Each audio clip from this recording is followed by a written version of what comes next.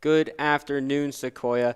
It is a great afternoon for some fall football. It is once again football season, and we are here on the game plan to preview this wonderful fall scrimmage game between the Sequoyah Chiefs and the Gilmer County Bobcats.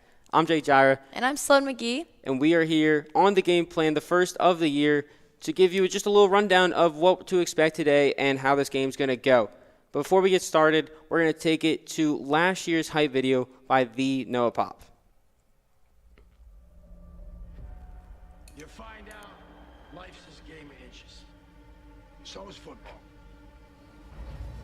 They're in every break of the game, every minute, every second. We fight for that inch. Because we know when we add up all those inches, that's gonna make the difference between winning and losing. Something's coming. Something's coming. Let the games begin. I was born for this. Someday one I wanted it. We come too far to quit. Ain't no stopping it. I was born for this. Someday one I wanted it. We come too far to quit. Ain't no stopping it. Ain't no stopping it. Ain't no stopping it. Ain't no stopping it. Let the games begin.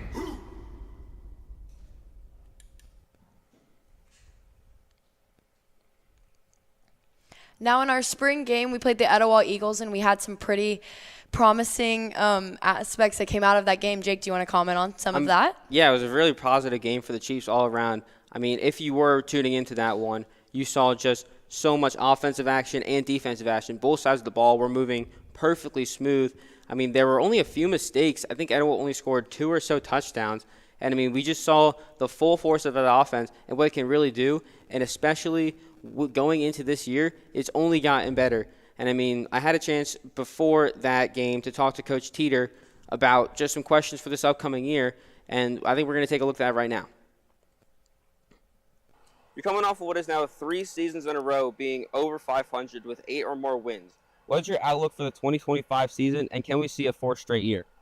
Yeah, we hope so. Our outlook's the same as it is every year. Our goals are to find a way to compete in the region and win the region, and then get into playoffs and see if we can make a run and get as deep as we can in the playoffs and hopefully advance further. This group, as freshmen went to the first round, as sophomores second round, and as juniors the third round. So the hope is to continue to grow and go further. So the outlook's pretty much the same. It's just hopefully we can improve.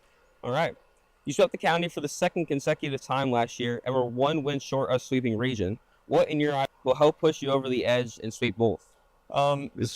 To me, and every year we kind of have a theme for things, is that we don't get complacent. We've had a lot of success the last 2 to 3 years, and it's just whether we don't get complacent. Do we still do the little things we're supposed to in the weight room, on the field, and during the games? And if they do those things, then we'll have the success we hope we have.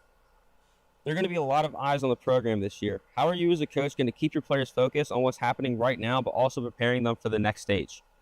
Our job, I think, this year is to keep people humble. We have to find a way to keep them humble and keep reminding them of the things they did the last 3 years to get to this point.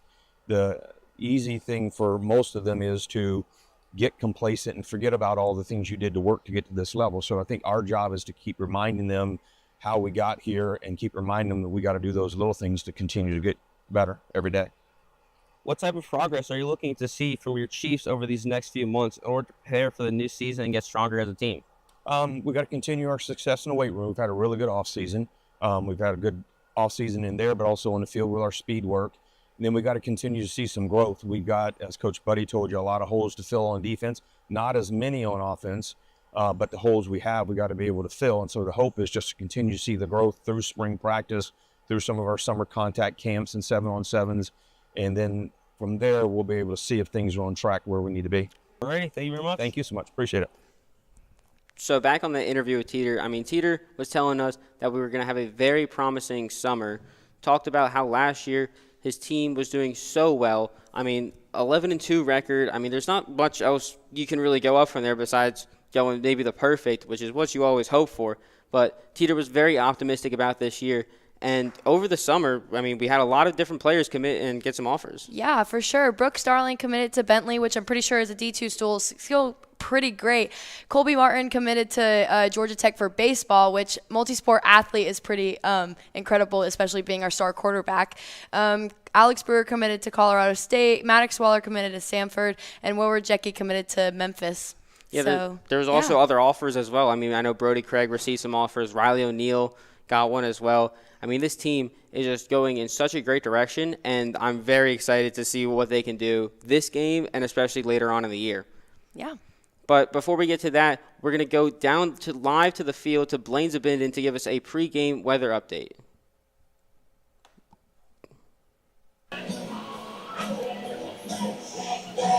Thanks, Jake and Sloane. Right now we're looking at mostly cloudy skies. Our temperature is 83 at the moment. Our temperatures will go down to 76 degrees at around the 10 to 11 hour mark. Right now we have a 35% chance of thunderstorms. That rain percentage will go up at 8. It'll be around 50% chance of rain, as we'll have mostly cloudy skies for the rest of the night. That's all for me. Back to you guys in the studio. Thank you very much, Blaine. And speaking of Blaine, back in spring, he made a highlight tape for some of the practices and shows you a little bit of insight of how the players were operating. So we can take a look at that right now as well.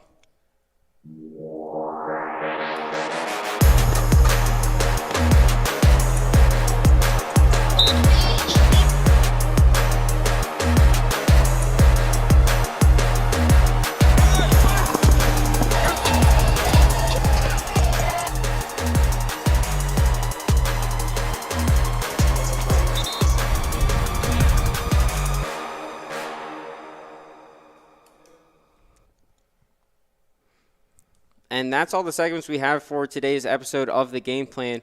Thank you very much for tuning in. In about 7 minutes, we will take you live to the field for the coverage of the Sequoyah Chiefs versus the Gilmer County Bobcats. But for now, I've been Jake Jira. And I'm Sloane McGee, and we're really excited for how this game's going to go. Yep, we will see you in about 6 minutes and 40 seconds. Thank you for watching.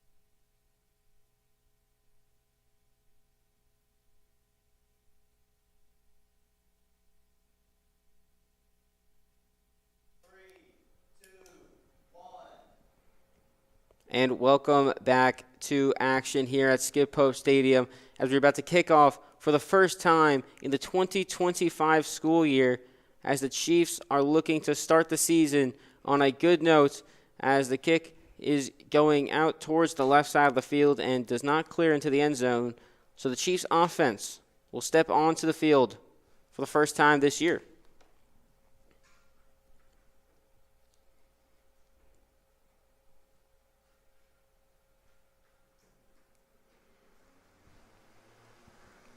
And it's going to be, I think we're going to re-kick it here.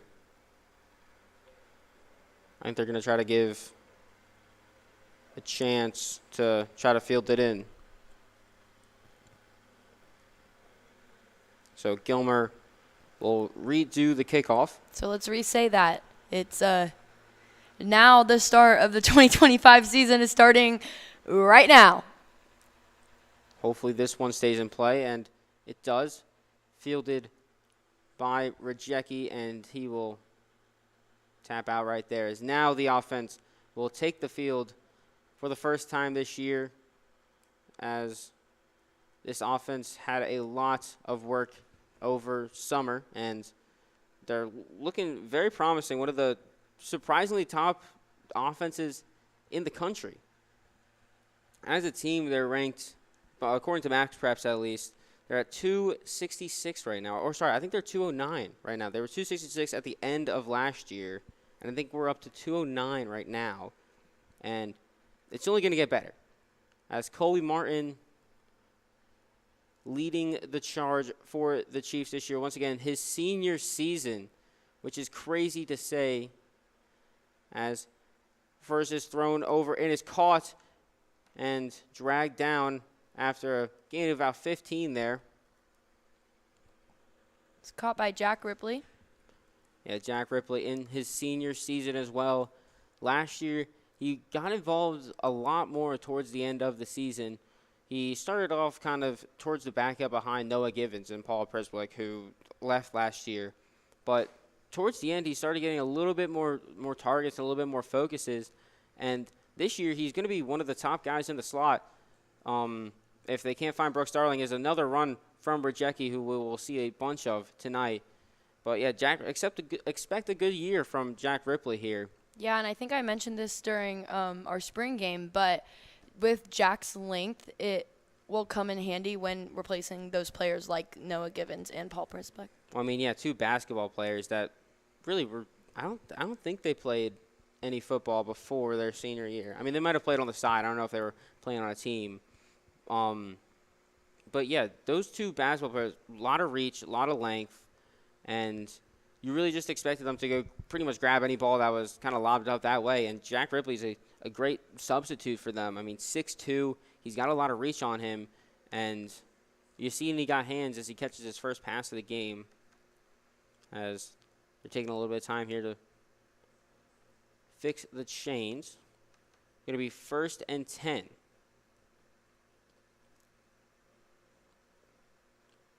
Brooks in motion behind Colby.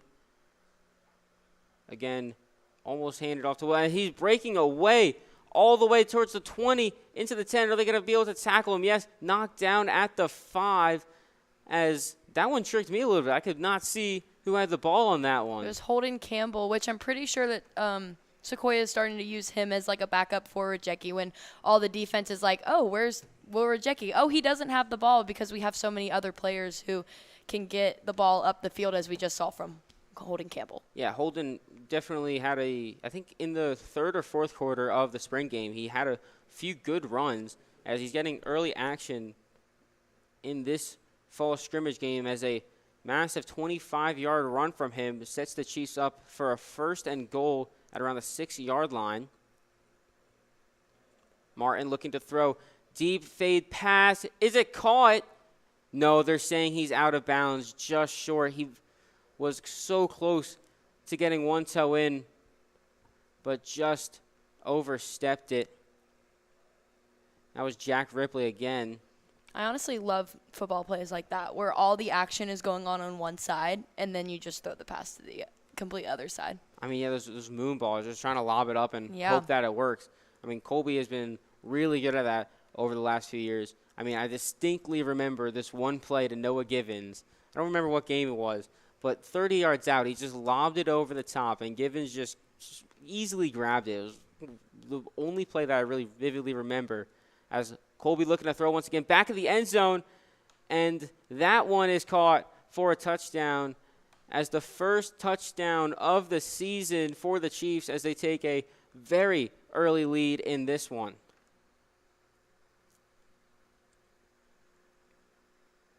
And it was a great read from Colby. Pulled it away, threw it back at the end zone, wide open man, and easy catch for the first 6 points as the extra point crew will step onto the field.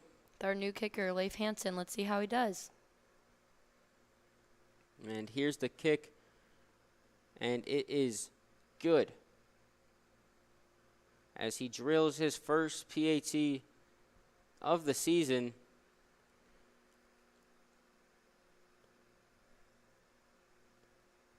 As the Chiefs take a early 7-0 lead, as we will see the Chiefs defense take the field for the first time today.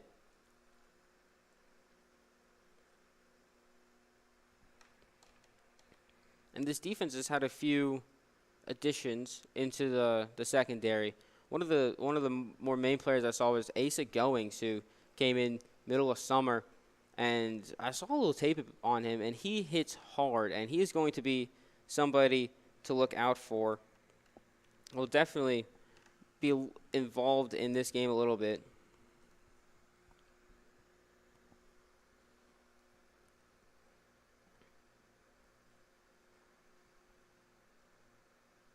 Now, isn't our defense a more younger crew, Jake? How do you think that's going to impact this season with many key defense stars being gone from last year? It's definitely going to impact a lot, but I think that the players that we have that are now seniors and that had experience last year's senior group had learned so much from them that what they taught them is going to transfer into this season, and then those players will transfer it down, and it's just going to keep on trickling down as, again, we have such a great senior group on this defense, and once they leave, it's going to feel like, oh, this is going to be impossible to replace. But then, oh, nope, we have 4 more players that can do their job, and you just keep recycling it. I think this Chiefs defense is going to be really good this year, and they're severely underrated right now.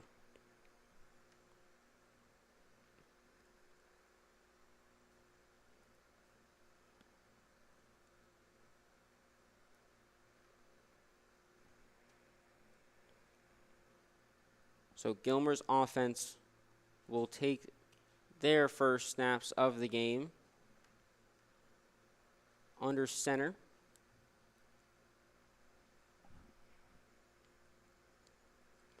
A little bit of motion.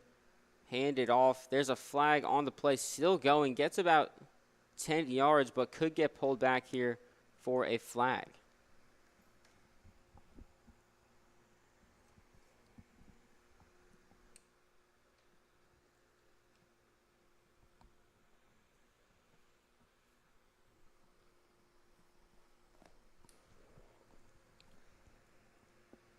Now, last year, this Gilmer offense averaged about 22.8 points a game. They scored 251 points total. They had a positive point differential. So they weren't awful. They were a pretty good, decent side. 3-3, first round exit in the playoffs. They finished 5-6 overall, 3-3 in region. And they had a close game in their first round of playoffs, but just narrowly had defeat. And they're going to look for a little bit more this season. They had a lot of seniors leave, main one being Wyatt Stokes, who was their really main rusher. He came close to 100 rushing yards per game, which is pretty incredible. But Gilmer's offense is kind of built around a wing T. If you want to talk about that one, Sloane.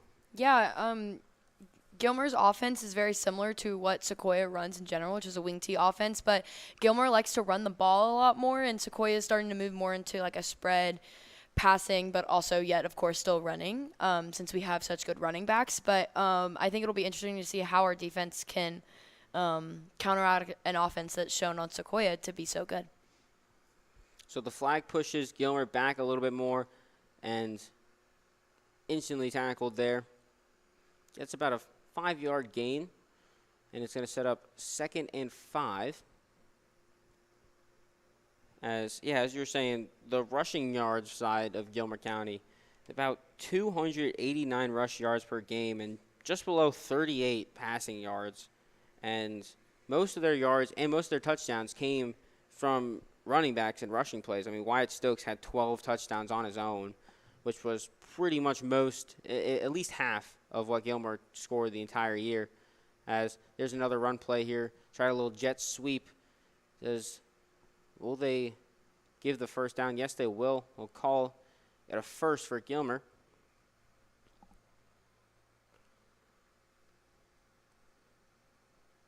As looks to be an injury on the field, as we'll step away from the field just for a second. But 2 minutes into this one, and the Chiefs' offense looked really well. It was a quick drive from them, about 2 minutes.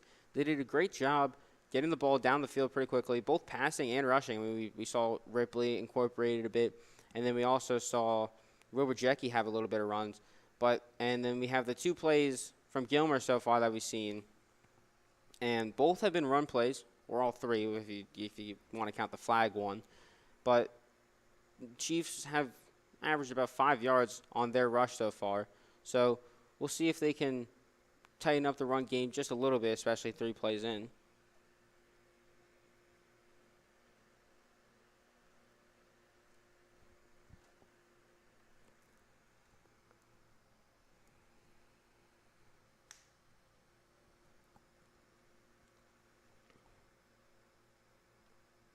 So the defense looks to be heading back out there right now.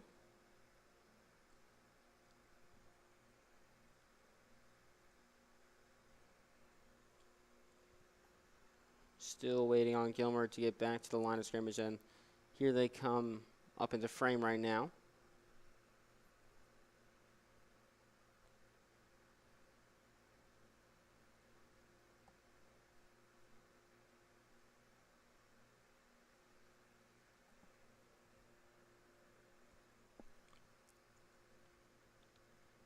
Waiting on the rest whistle now, and there it is, and we will get back to action here at Skip Pope. 9:26 left here in the first, as Gilmer looking to do some damage on their first drive. Another handoff, and once again, I will go for a 6-yard gain.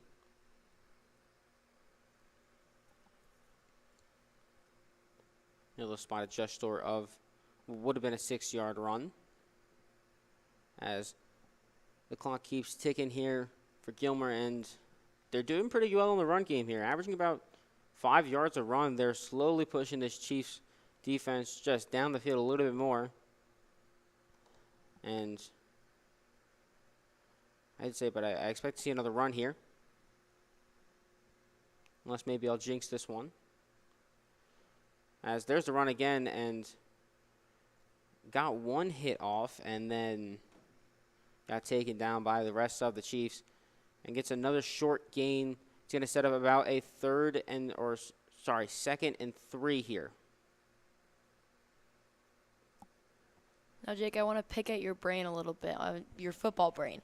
Why do you think that the past 2 plays that Gilmer has just gone straight up the middle and try to just get yardage that way instead of either passing it or running the ball to the side?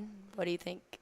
Well, Gilmer's probably have a lot of trust in their offensive line and hope that they can create some holes. I mean, we can see in this package they have the tight ends blocking as well, as they'll try to pitch it backwards, and that's going to be a tackle for loss, and it's going to set up 4th down, so might have to bring out the punt crew on this one.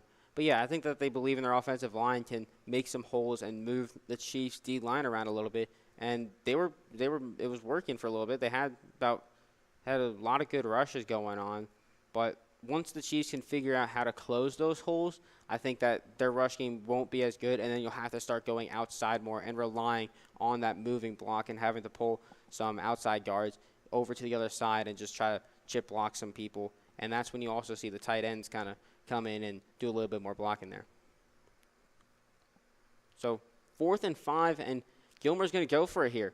They have 2 receivers out, third one right next to center. Call a guy in motion. It's a handoff and gets to the line of scrimmage, gets to the line to gain, but will the refs give them the first? They will. Marked for a first down, and on 4th and about 5, Gilmer get a first down. You don't see that much often in high school football, especially when you're not even past the 50 and you're in the other team's around the other team's 40. That's impressive. Yeah, it took a big risk there, and it worked out. Didn't feel like they wanted to punt. Probably were not in kicking range, so they said, why not? Let's try running the ball here. I mean, it is false scrimmage. You gotta do what you gotta do. You gotta try things so that when the real games come, now Gilmer knows, hey, we can make a 4th and 5 if it happens. Bo Croney on the run right there, the senior quarterback with a little QB keeper designed run. Gets about 7 yards on that one. As Gilmer still yet to attempt a pass. They're really focused on this run game. As we saw last year, this is mainly how they get down the field, and so far it's working. So 2nd and short now.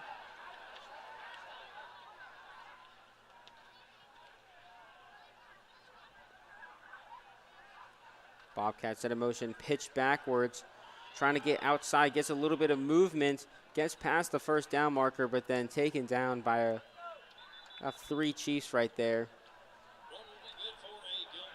That was Hunter Britton on the run right there. Now that's what can't happen by the Chiefs defense. You can't send 2 people after them and then he just splits right through and you have to I mean, we're glad that we have, the 2nd and the 3rd line who can once tackle, but that could have been an easy tackle right in the back half of the line of scrimmage. Yeah, and it's just what you got to do in fall scrimmage. You got to see what works. Sometimes stuff doesn't work. In that case, didn't work right there as Gilmer get another first down, and they are slowly making their way around. There's another handoff here, gets towards the outside, but is brought down way before the first down marker. Looks to be another 5-yard gain there for the Bobcats. As they'll again slowly make their way up the field. They've killed about 5 minutes on this clock so far, and they're just at about the 30-yard line. As Gilmer is going to take their time on the clock here. 4:36 still ticking down in the first. And under center, Croney sends a guy in motion, hand it off once again. Bo Croney keeps it as he's trying to make his way across the first down line. Gets a lot more yardage as another design QB run gets a lot more yardage on the Gilmore rush side as, again, slowly just pushing their way towards this end zone. And the Chiefs defense has not had a major way to stop this run game so far.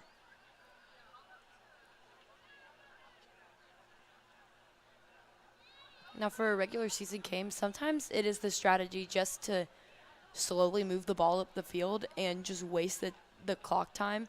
I mean, I don't know necessarily in the first quarter, actually, because when you waste all that clock time, then it gives the other team less time to actually, try to move something. Like, if Sequoyah wanted time to get another touchdown in by the first quarter like they normally do, they're normally up around 14, 21 by the end of the first quarter. Right now, they're not going to have as much time to get in those extra points that they probably hope to have to cushion the lead.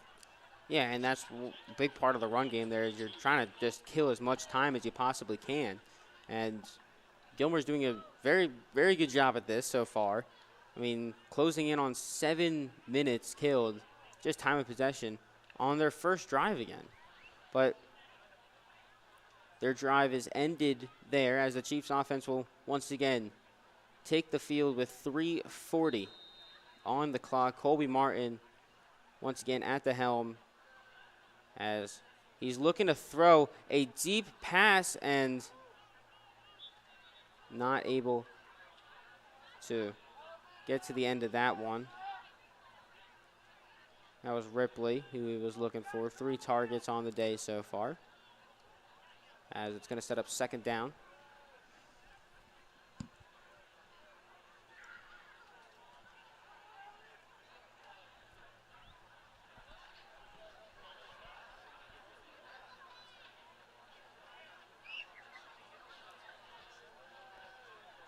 Three receivers out on the far side.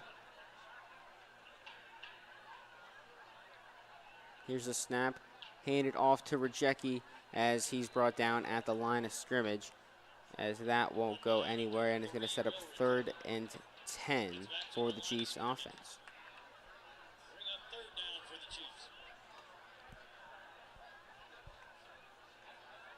And now it's a big 3rd and 10 here as Gilmer gets a stop here, and they got to force a punt, get the ball back.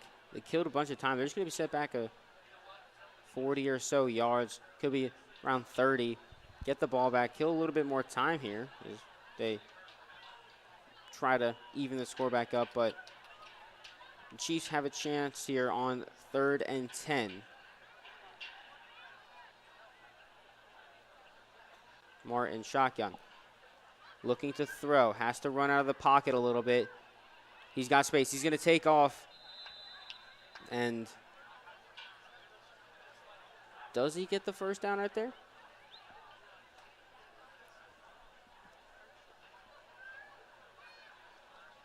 Does not look like it. They're gonna mark him short.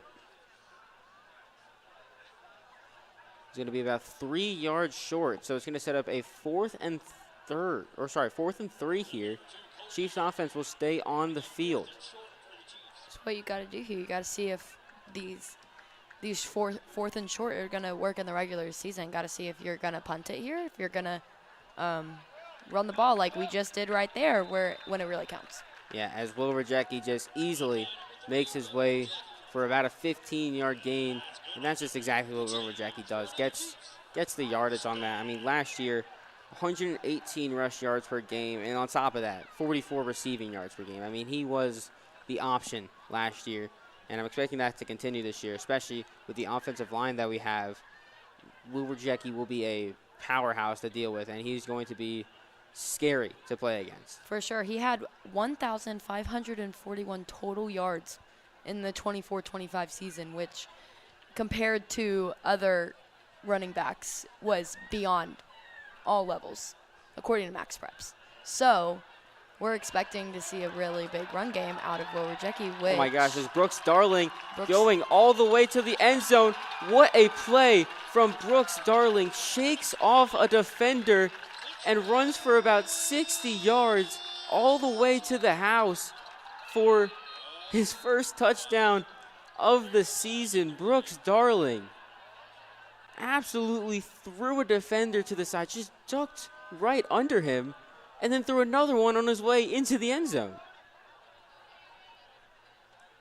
Brooks Darling grabs the second touchdown of the game and bumps it up to 13-0 just before. Oh, there's a flag. And that's going to bring it back for the Chiefs. An electric play from Brooks Darling. That's sometimes so disappointing, but it shows you what is potential to happen during the regular season, which that is all that these fall scrimmages even matter for, is just to see, oh, what can we do in the regular season when everything matters. Yeah, that's going to be a hard one to see called back there for Brooks. I didn't get to see what the flag was there, but that is a detrimental call, especially after a run like that one.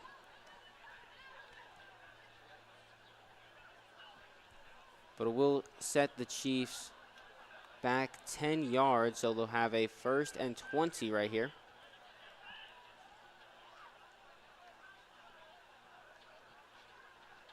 Handoff to Rajecki. He's got a little bit of space, making more jukes. Another juke, staying on his feet. He's still got space all the way towards the 25-yard line. Will Rajecki, after a flag, takes it all the way back into the red zone for the Chiefs, and what a run there from the Memphis commit. Now, this may be a coincidence, but actually I don't believe in coincidences. I think that whenever a flag happens against Sequoyah and they're getting pushed back, they just completely override it and just get the first down no matter what. Like, I feel like that's a trend that keeps happening. They just keep like, oh, you're like, oh, we made a mistake. Oh, you're going to put a flag on us. Oh, we're just going to go prove you wrong. I mean, if that's has happened multiple times, I think that that just might be something that happens to Sequoyah all the time. As there's another catch on the sideline there from Brooks. I don't know if he stepped out of bounds, but he walks into the end zone right there, and that's a touchdown for the Chiefs once again. You go into the new season with your leading. Brooks Darling gets his touchdown back after getting called back for the first flag. Darling, again, jukes another defender, stays in bounds, and just slowly walks his way into the end zone. As now it's 13-0 Chiefs, assuming there's no flags on this play. And there won't be. Now for Brooks Darling's touchdown, it looked like either the Gilmer defense thought he stepped out of bounds or they just gave up whenever he just started going too fast and went past them. Yeah, when you see Brooks Darling make a catch, you just kind of give up. Just kind of got to like let it go. Yeah. Be like, oh, he's got it. He's gone. He's got it. He's got a touchdown at this point. But the Chiefs offense, first quarter, puts up 14 points. It is a great start for the Chiefs, as we'll see their offense once again. Last time made a stop on 4th down.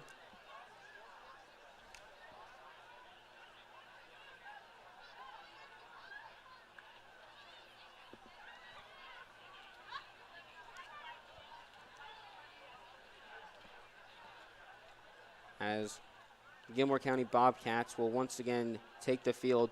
They have yet to throw a pass this game. They have been really heavy on the run side of the field. We've seen a lot of QB design runs. We've seen a few handoffs to Hunter Britton, who's been their main handoff running back so far. McCrobie has had a lot of QB design runs, and they've been working pretty well so far. I mean, we saw a few go for 10-plus yards, but the Chiefs got to stop near the red zone, turned it over, and got that touchdown on that last play. As Leif Hansen to kick off once again, as this one's launched way behind the back of the end zone.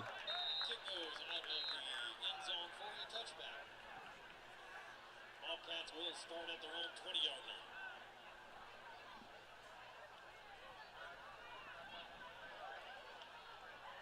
The Chiefs defense to step out onto the field once again. 14-0 with 59 seconds left here in the first, as the Bobcats looking to get onto the board for the first time tonight. The question of if Gilmer will run the ball or will they pass it? I mean, I don't want to make any, guesses or jinxes, but I feel like you could kind of tell what they're going to do here, as they hand off the ball once again, as just pushes over the line for a first down, as their 1st and 10 turns into another 1st and 10. I mean, it's working for them. So, I mean, they've had, I think, 1 or 2 problems on the run game so far, but I mean, other than that, the run game's pretty powerful. Pretty perfect so far for them, especially when you have a lot of players who can run the ball and a lot of different plays that surround running the ball. Eventually, it's going to work out for them, and that's been their first quarter for this Bobcat offense. I'm pretty sure majority of Gilmer's yardage last year was rushing yards in general, so they're probably sticking to the same game plan since it worked last year, getting them to the playoffs. Yeah, same formula. They're not going to change it at all. As another big gain there. That one for about 6 or 7 yards.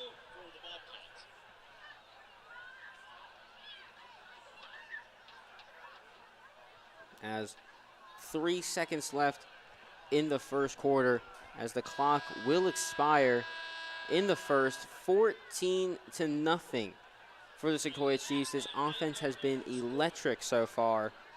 And besides, maybe a few defensive pushbacks, the time of possession for the Bobcats is I think 7, maybe 8 minutes at this point. I mean, besides that, there's not much negatives to take out of this first quarter. No, not at all. I think my one criticism, it could be maybe our defense just trying to stop that run game a little bit, because it is, honestly, like I said earlier, it is powerful, and their offensive line is just pushing, and I get it, because it's hard when, like, that big of guys are just pushing and getting the run game to just go through, but maybe even working on that more towards the future. I mean, yeah, this run game for Gilmer was phenomenal last season. They did lose their lead rusher in Wyatt Stokes and their third leading rusher in Isaac Bellinger.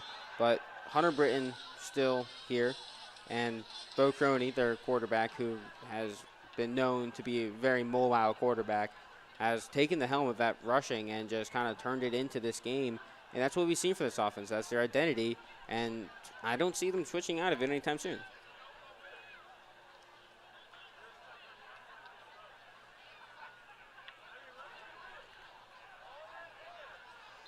So it's 2nd and short for the Bobcats as we enter the second quarter here in the spring game, as a little bit of rain looks to be falling as a bunch of the crowd has turned on their umbrellas as that run gets over the line to gain, and it's going to be another rushing first down for the Bobcats,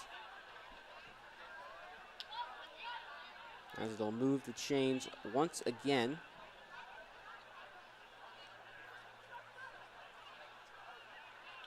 Just looking to get a little bit more yardage from there. We'll set up once again 1st and 10 just inside of Chiefs territory.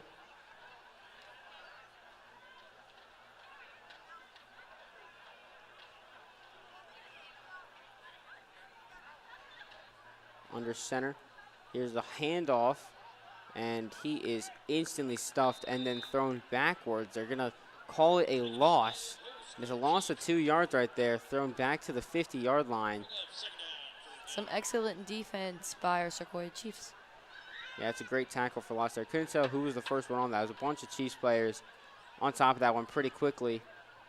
That's when you know teamwork makes a dream work. Can't just do it alone. You got to have your teammates behind you. Drops down to 2nd and 9.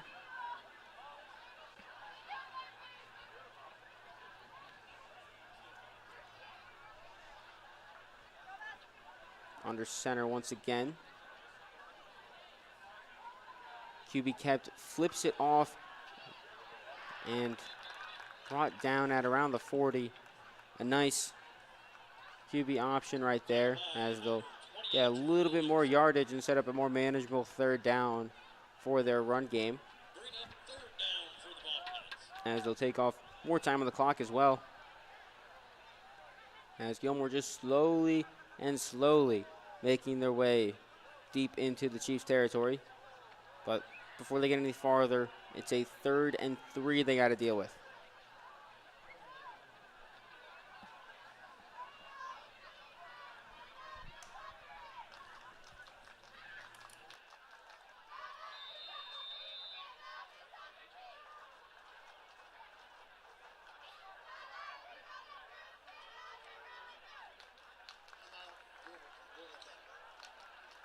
Timeout, Gilmer.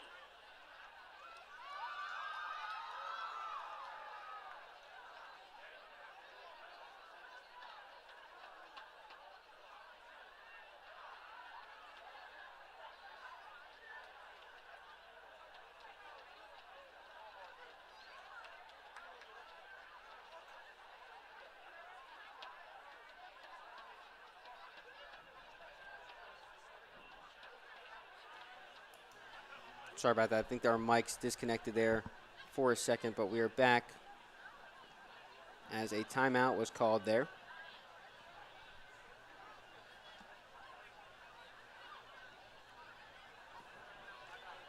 With 10:16 here left in the second, Gilmore has the ball.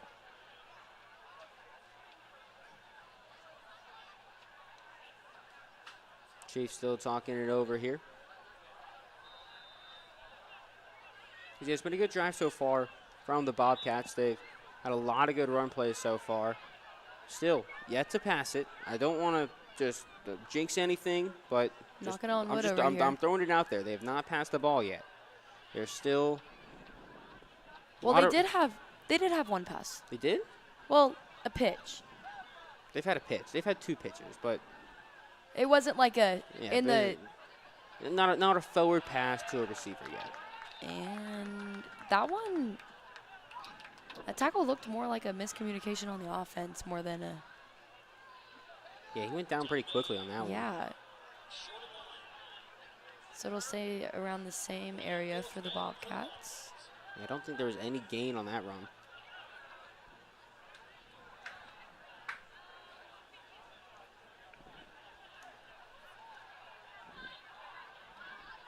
Once the view goes back, we can tell you exactly where the ball is at.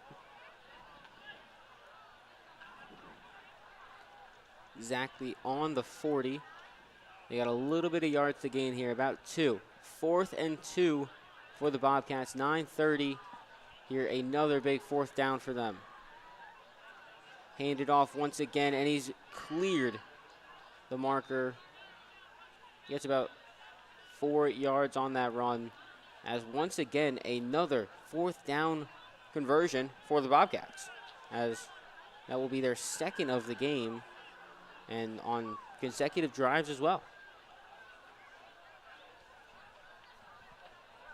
I mean, the run game's been working for them so far. No need to change it up.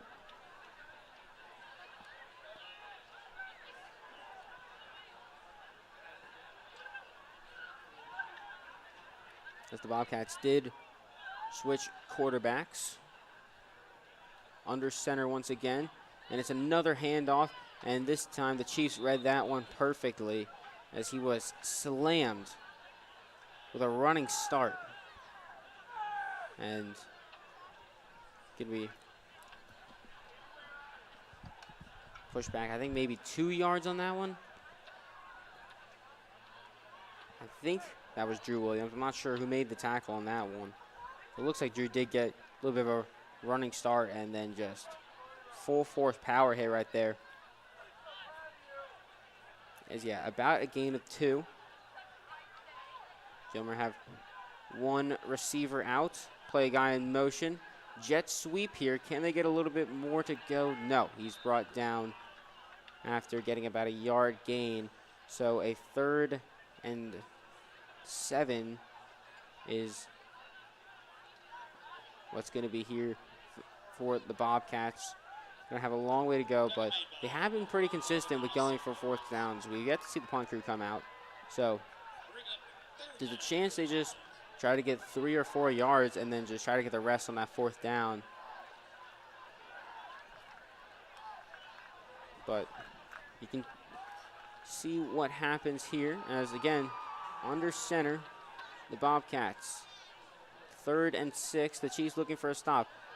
Thought about heading off, instead pitches it backwards, gets around, and I think just gets the 1st down marker. And it's going to move the chains once again for another Bobcats 1st down.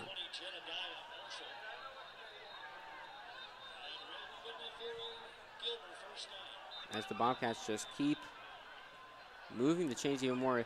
Sequoyah defense has not been able to find a way to really stop this run game, as they're going to call another timeout on this one and just maybe take a breather, try to figure out what they can do to really stop this heavy rush offense.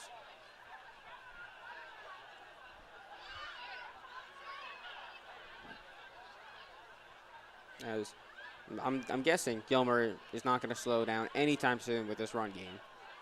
They will keep this up as long as they can, as it's been consecutively getting about 5 to 10 yard gains. Now, during this timeout, if we could cut to Blaine with the weather, I think he would tell us that it looks like it's raining and it's windy. So that's our weather update for you folks at home during this lovely timeout. A little bit of rain coming down, but no lightning yet, so. Doesn't stop the Chiefs. No, rain or shine. We play football. I mean, personally, rain game is the best way to play. I think rain's the best weather to play in. Actually, sorry, snow is the best weather to play in. Really? Then it's rain. Why do you think that? Have you ever played football in the snow before? No. Oh. Okay, well, like, next time it snows, you got to try. I mean, it's an unforgettable experience. Okay, love that. I mean, like, have you never been just sitting at home and then it's like wintertime and you turn on a random NFL game and it's just like downpour snowing? They threw the ball. They did throw the ball.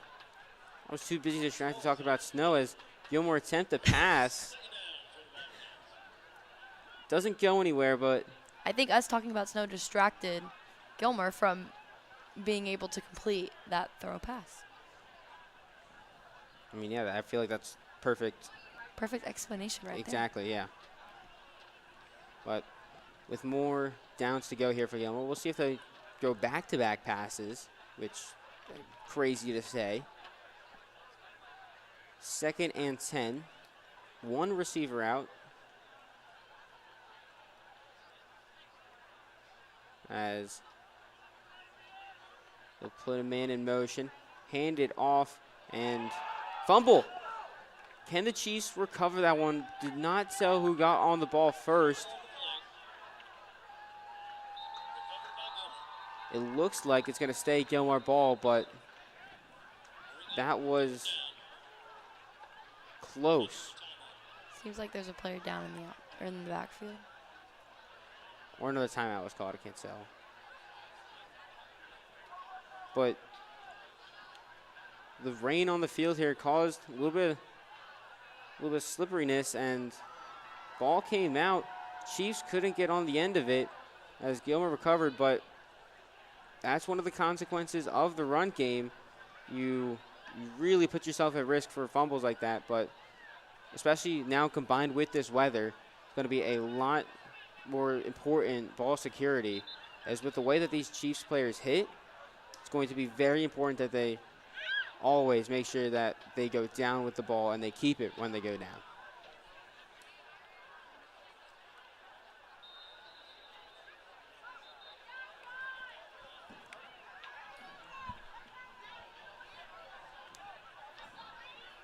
So 14-0 with 7 minutes left here in the second.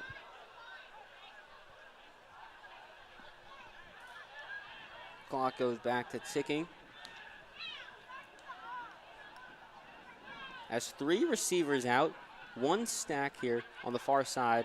4 receivers out, sorry. This is different, they're looking to throw. Gilmer throwing deep. Can that one be picked off? I think it is. And the Chiefs get an interception. And what an incredible interception for the Chiefs. Gilmer on their 2nd throw of the game put it just a little bit short as Benji Smith just picks that ball off as they get their first turnover of the game.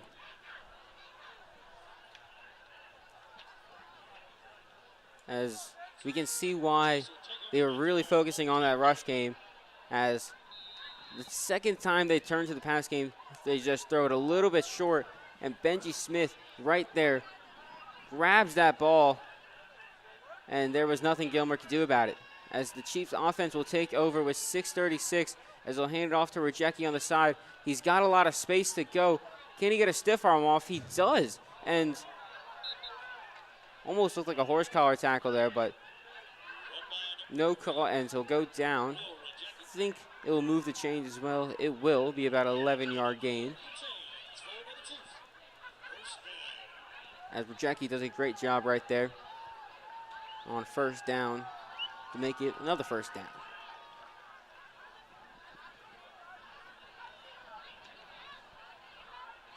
I can't wait to look back at the end of the season and see how many total yardage that Will Rajecki has. I mean, he has to beat his junior year. It's got to go out with a bang, of course. But can't wait to just like see the progress that he has this season with.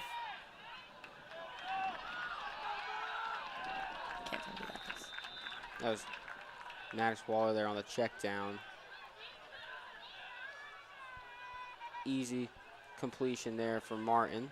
Just check down the field as He made his own space, gets it over onto the other half of the field and onto the Bobcats 45. But yeah, as you were saying, Will Rajecki, he's going to have a great season this year. I mean, he doesn't have Tylo in the backfield, doesn't have Ian Marai in the backfield as well. I mean, we know that Holden Campbell will get some carries, but, I mean, besides that, Will Rajecki's got a very big backfield to work with. And, I mean, even if it's not as much involved in the receiving side of the game, I mean, his rush game has got to go up a lot more. Looked like there was just an incompleted pass right there, and the Chiefs will take it. Still a 2nd and 10. Yeah, ball just got kind of thrown in towards the ground. Not much anyone could have done right there. As clock keeps ticking, 5:05 on the clock. Chiefs inside Bobcat territory, 2nd and 10.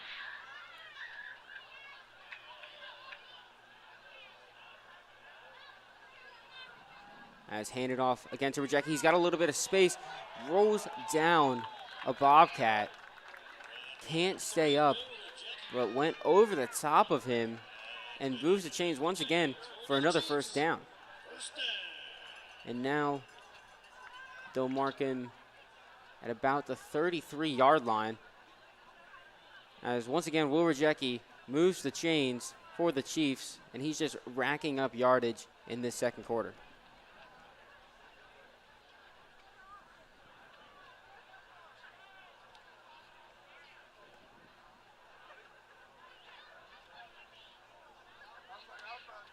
Martin with 2 receivers and 2 running backs. Hands it off to Holden Campbell this time. He's got a lot of space to work with. Brought down after the 1st down marker. As it's another rushing 1st down for the Chiefs. This time it's Holden Campbell in the backfield. As we get to see a little bit more of him.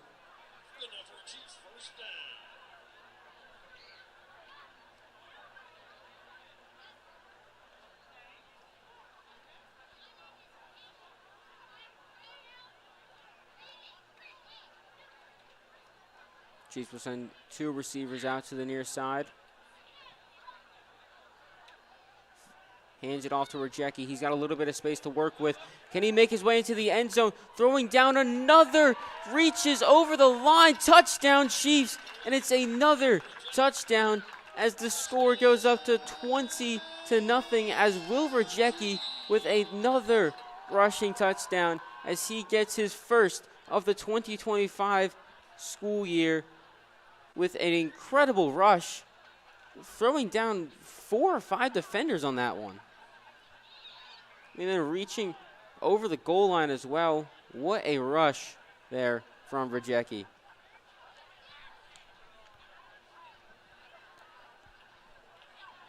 As here's the extra point, and that one drilled as well. And it's 21-0 with 3:36 here left to go in the 1st half.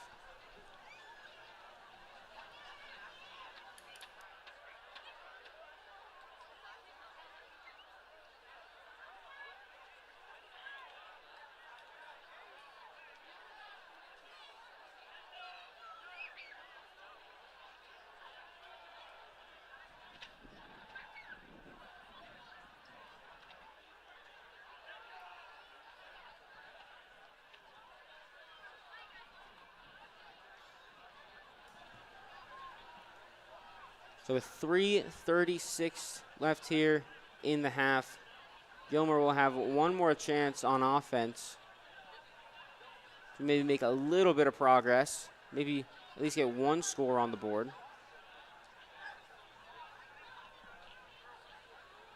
As their last drive ended abruptly with the Benji Smith interception.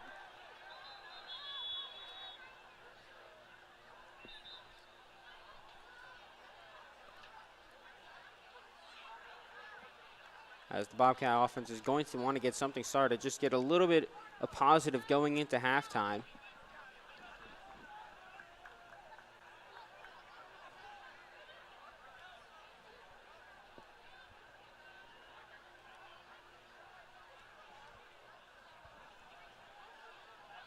as we will kick off once again, 21-0.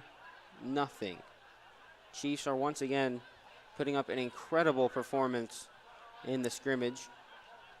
They did it just a couple months ago against Etowah. And once again having an incredible first half against their other scrimmage opponent, as that one just falls short of the end zone. If a little bit of rollback there, that would have been a beautiful kick, but rolls in towards the back as their Bobcat offense will make its way onto the field once again for what will be their third drive of the afternoon. Gilmer will start from their own 20-yard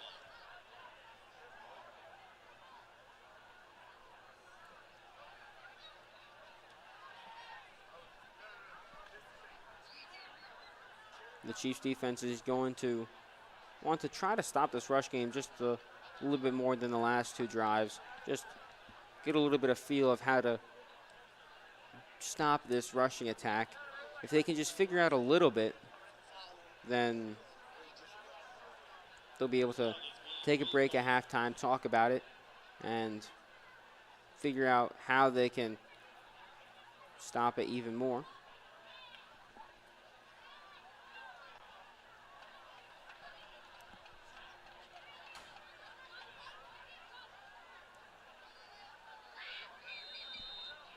As the Gilmer offense finally takes the field. Took a little bit of time to get everybody into the right place. But at the 25-yard line, 1st and 10, third drive of the night. In motion, handed off as it'll go nowhere this time. The Chiefs met him right there at the line of scrimmage. Maybe a gain of 2, if any. And that's that better defense that you were just talking about that we want to see. The stopping the rushing, like the powerful rushing earlier, that honestly just makes a huge difference down the line.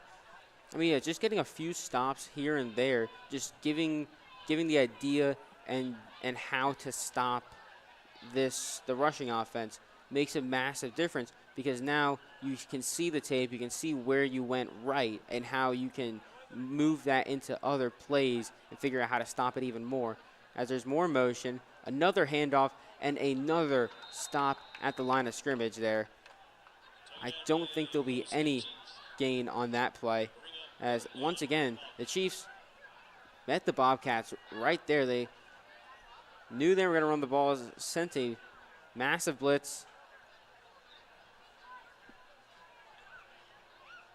And with the defense being able to stop the rushing game even earlier, football, it's a physical game, but it's as much a mental game. When you stop the first two, like when you're watching college football, the defense stops the first two rushing plays, and normally the third down is, oh, let's throw it because they stopped our two. You're getting in their heads because Sequoyah is normally better at defending throwing plays just naturally.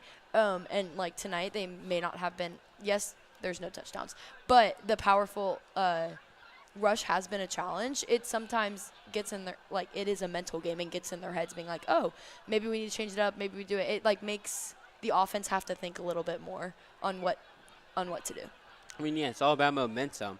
If you go into a game with no momentum, you don't think, you don't even believe in anything, nothing's going to go right for you. But you got to know that this Chiefs team and this Chiefs coaching front has all the faith in this defense and this offense to successfully do everything. And I think that's exactly what they've been saying this entire game, is that we've been able to stop them. They haven't had any huge runs that have resulted in 30, 40-plus yards. And they're slowly making their way, but eventually we're going to push back on them, and that's when we take over the game. As 3rd and 5 now, just before halftime. Gilmer have 2 receivers out, 3 in the backfield, send a little bit of motion, trying to pitch it. They get the pitch off as he is brought down just as he crosses the line of scrimmage. Don't know how much yardage they're going to give him. I think it might be 1 yard right there. as another timeout will be called. This time Sequoyah.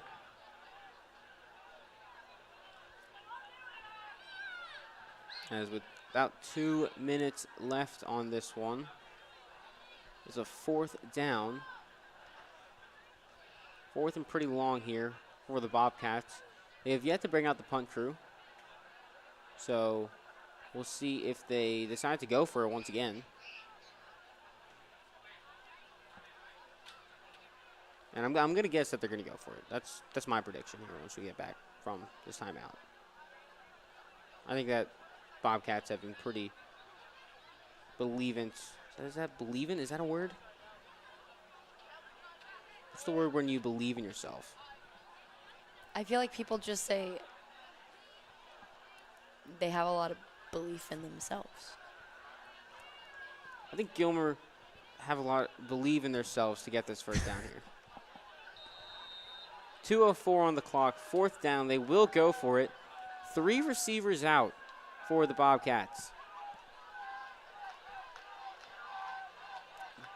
Chiefs showing a blitz as they pitch it once again. Has a lot of space on the outside. Crosses down for the first as he makes a juke move to staying down, but goes down after about 15 or so yards as the Bobcats move the chains on another 4th and 5 as they create another first down opportunity for them in what has been their 3rd 4th down conversion of this half.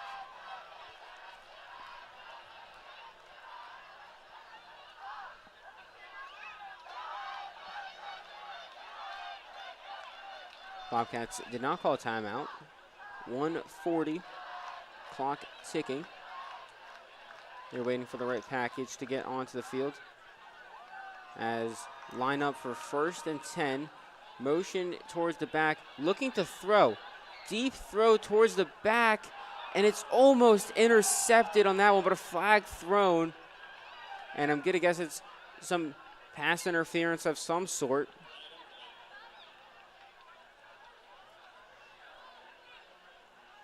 We'll see what the refs call it. But there's a lot of contact going down on that receiver. The Chiefs are already backing up a little bit.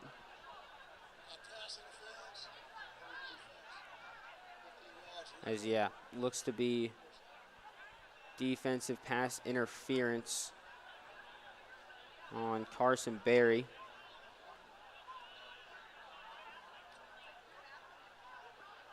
Very unlucky there for the Chiefs. And they'll reset once again. The Bobcats will have another first down as what would be their 3rd pass attempt of the game. They try to throw it deep once again.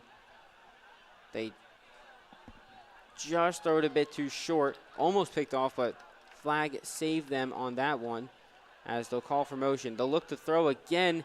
Gets it off in time. Can he catch it? Yes, he does. And that's going to be another first down for the Bobcats.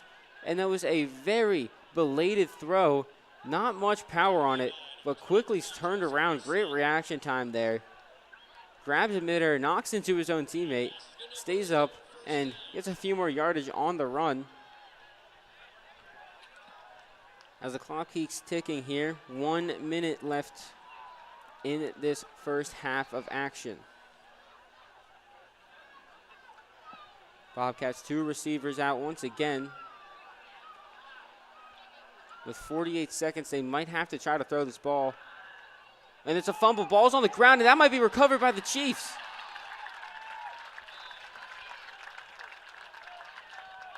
The Chiefs have recovered a fumble, and what was a very promising drive for the Bobcats turns very bad very quickly as the Chiefs defense force another turnover. So they have 1 interception, 1 turnover on 4th, and then a fumble recovery. I think that's their 2nd or 3rd where it was so close to them also scoring. And that fumble was fumbled or received, whatever, by Michael Fountain, which he's a he's a current senior. We just started school today. He's not upcoming senior anymore, which is very promising for this new school year for football. Just seeing like how these seniors who may not have gotten as much playing time last year are going to step up to the plate and carry the Sequoyah team to hopefully a lot of playoff victories. Yeah, I don't know if we can, but can we call it a hat trick? Like fumble recovery, interception, turnover on fourth? Is that a thing? Hat trick of turnovers? I feel like we should just start calling it that. I like that idea.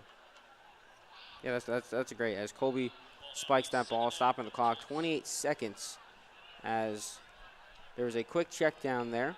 Let's see if Sequoyah can cook up something good for these last 28 seconds, see if they can just get a long touchdown in, or if they're just going to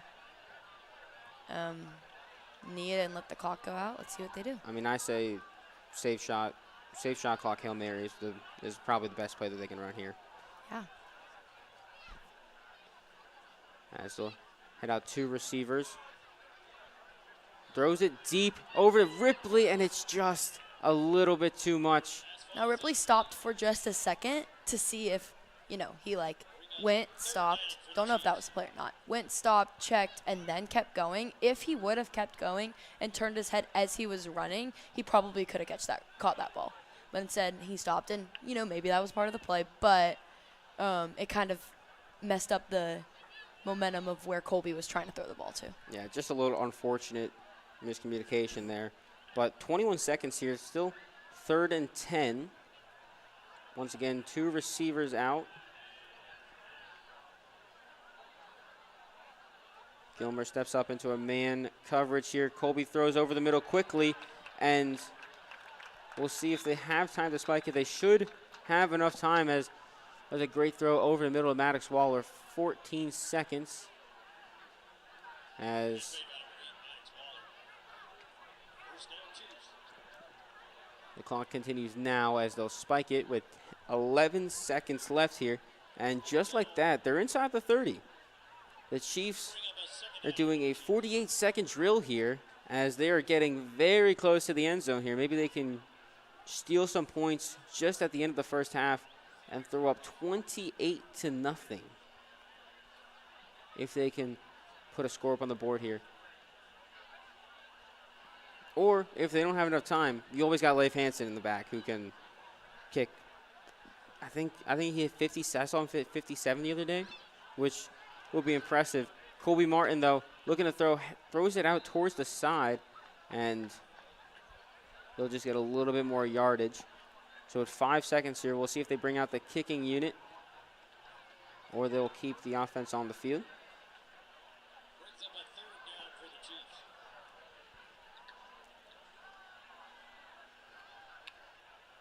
I think they're going to go for the kick. Yep, they'll bring out the kicking unit. Long snapper Riley O'Neill, one of the best long snappers in the county. Couldn't agree more. Best long snappers and linemen. Of course. As this is going to be about a 45-yard kick. Oh, bringing it back just a little bit more. As it looks like Rajecki is going to set up at about the 38-yard line. So a 48-yard kick here to close out the half.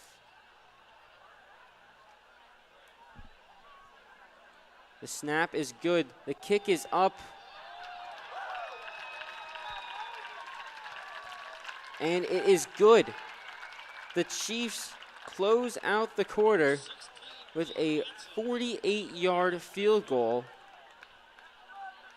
as they'll end the half 24-0. As what was a great half here, as we'll throw it over onto the side here to Riley Weissgerber.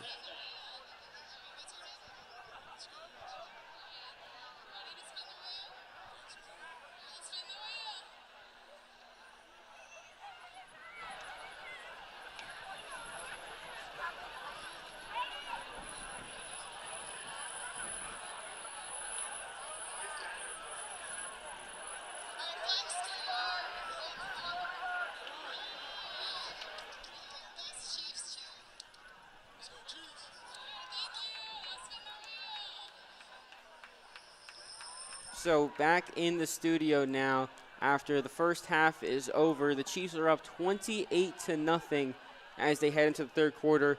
And that was an incredible half there. Or sorry, 24-0 as an incredible half there from the Chiefs. Yeah, I totally agree. I think that the 3 touchdowns and a kick was a pretty awesome start to that. Something that we've also seen in the past where Sequoyah normally gets up big in the first half. I feel like first quarter, second quarter is always honestly our best quarters just because we always come out hot and then we just continue the defense and slowly continue the offense throughout the second half, which I'm really hoping to see us dominate in the second half as well. Yeah, I'm hoping to see a little bit more defensive work, maybe stop that run game just a little bit more than they have been, as there's been 2 times that Gilmer has gotten just a little bit too close to that end zone, but an interception and then a fumble recovery shut those 2 opportunities down pretty quickly. But, I mean, other than that, this has been a really good fall scrimmage from the Chiefs, and it's pretty much exactly what we saw back in May when they took on the Eagles in another dominant victory, which looks like what's going to happen again tonight. Yeah, and, I mean, we can't complain. I mean, up 24-0 is a pretty insane first half score, especially for high school football normally. But out here in Cherokee County, we do things a little bit different, and we get up big. So we're really excited to see how the rest of this game goes and also the rest of the season. And we will take a pause for halftime. Yeah, we'll be back in about 19 minutes for the second half of action of this game. But for now, 24-0, your Sequoyah Chiefs are up. Yeah, in about 19 minutes, we will be back. Thank you for tuning in.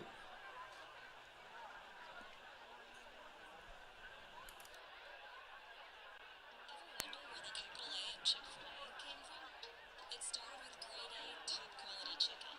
But we believed everything, not just the food, should be grade A. A is for all the little things we do to bring you our best every day.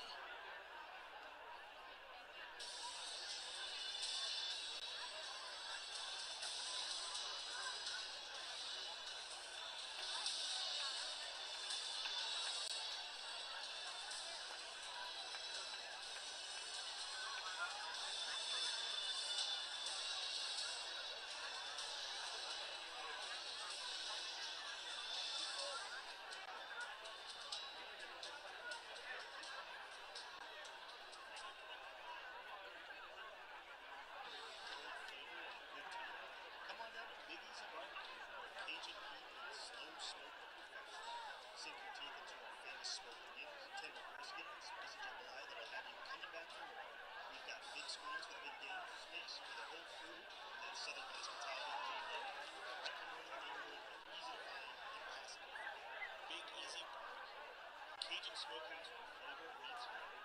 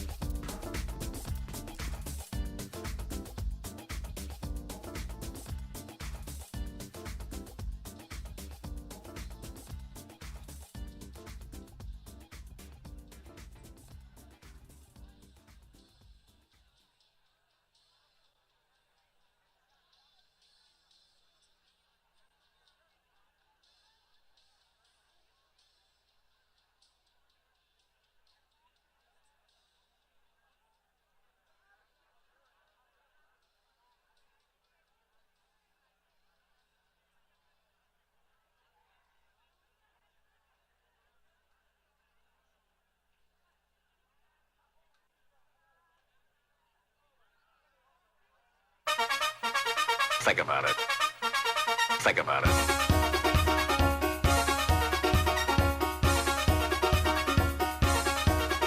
Think about it.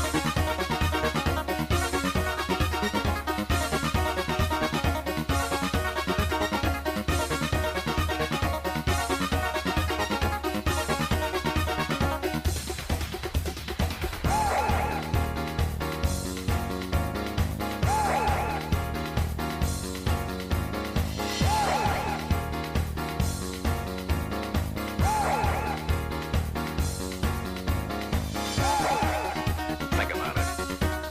Think about it. Think about it. Think about it.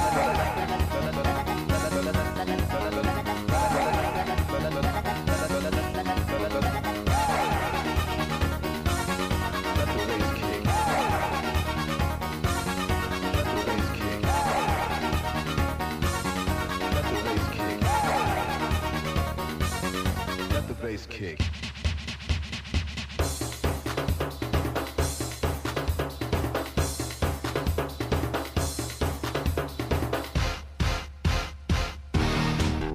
Think about it. Think about it. Think about it. Think about it. Think about it. Think about it. Think about it. Think about it. Think about it. Think about it. Think about it.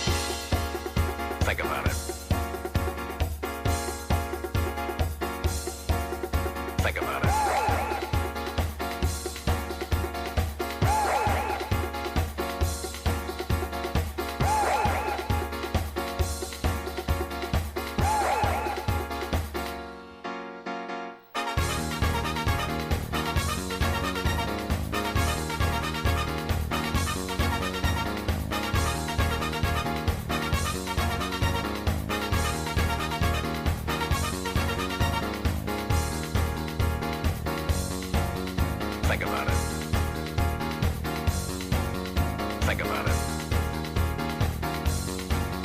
Think about it.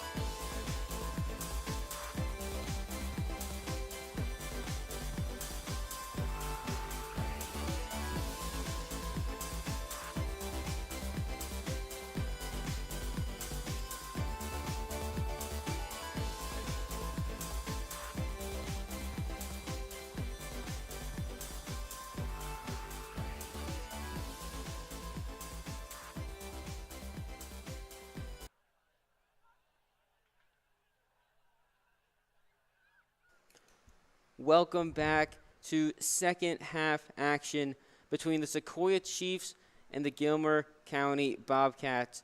The Chiefs took a dominating lead in this first half, 24-0.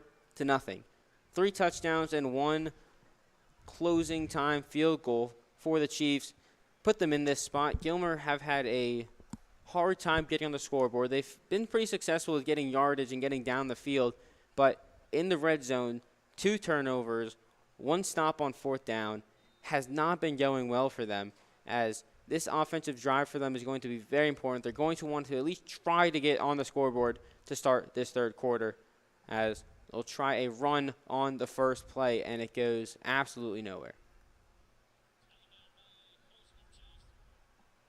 I mean, just from a look at that first play, it seems like that is exactly what the Sequoyah defense talked about in the locker room. They said they probably were talking about how they needed to stop the powerful rushing offense. And so let's see if they can continue pushing them back and not letting them get as many yardage as much yardage as they did in the first half. I mean, a good thing to bring up again. I mean, we did talk about that before the half closed, about how they're going to approach having to stop this run offense going into halftime. And we saw that in that last drive. They closed them out. They got the turnover, and there were some few plays where they were able to stop them, but then there were some plays where they just broke free and there was nothing else they can do.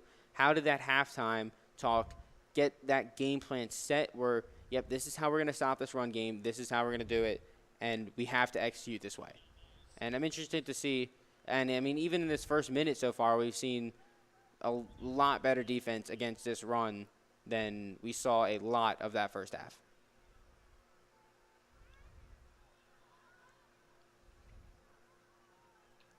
So 3rd and about 6 right now. It's another pitch in towards the backfield, and just going to cross the line of scrimmage, won't get much farther, and it's going to set up 4th down. And given the history here of this game, I'm going to guess that Gilmore is going to go for this one. Yeah, but it's the question of, will they do a running play or will they do a passing play? It may not be as much of a question anymore, actually, but let's see what they do. Maybe they'll surprise us. I mean, of the 4 4th down attempts they've had so far this game, all have been running plays. They've converted 3 times, which is the 75% 4th down conversion is very, very impressive. And 4th and 3, they have a shorter one this time. Chiefs are going to stack the box. Gilmer's going to have a lot of players. They're going to hand this one off, but I don't think that one is going to go through, as the Chiefs offense will take over pretty quickly into this quarter. 2 minutes and 21-second drive. The Bobcats turned the ball over as they tried to go for it on 4th and short, but end up failing, as the Chiefs offense will step out onto the field. Just to add on to what we said earlier, you can tell that halftime talk really helped that defense. Yes, a timeout can bring a team together, bring the composure down, be like, hey, like, come on, we got this. A full 20-minute halftime can be like, okay, composure, now let's refigure out the game plan, and that is just what our defense just did. And it worked pretty well. Yep, there's a handoff to Joseph Lucente right there, as the Chiefs will begin making their secondary substitutions, and they'll bring in some JV players and some of the backups.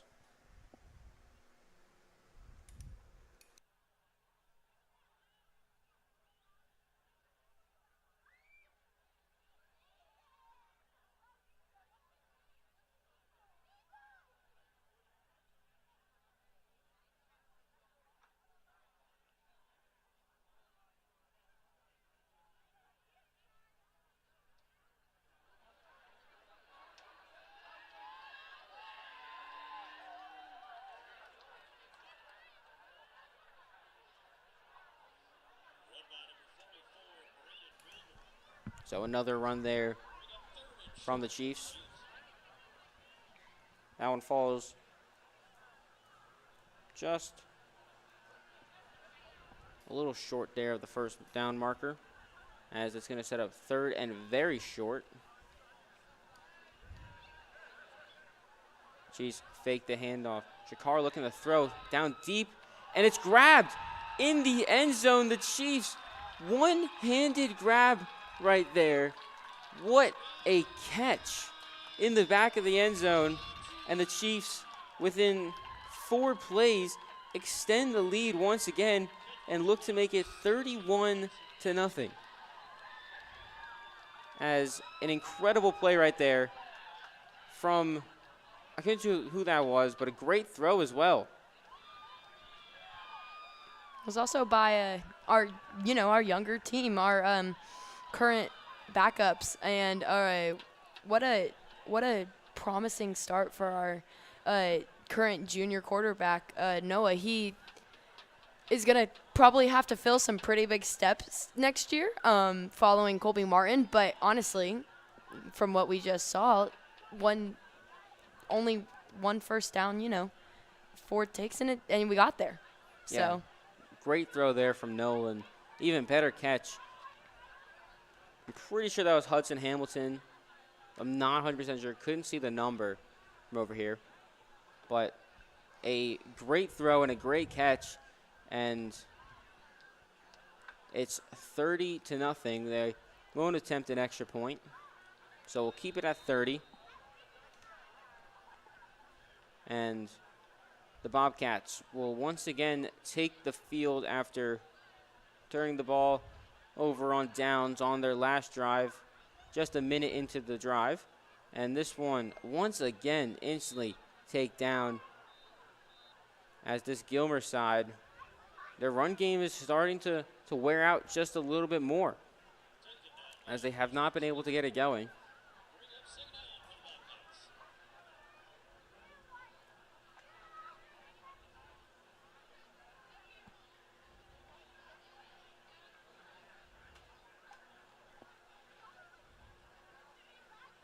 Clock still rolling, 7:30 now. Closing in towards halfway through the third quarter. 30-0, 2nd and 10. One receiver out for Gilmer. Ball handed off, and once again, instantly stuffed. He's thrown all the way back, but will be marked down.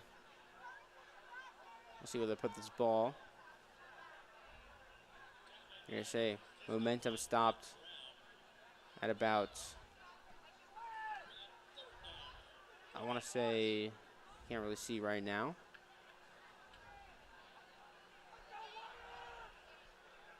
They'll say momentum stopped, and they'll set up a 3rd and 7 here.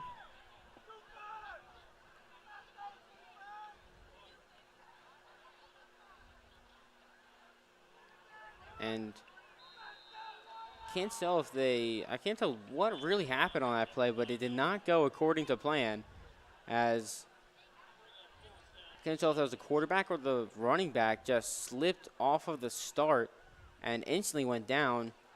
So what was 3rd down is going into 4th down now. It's going to be about the same.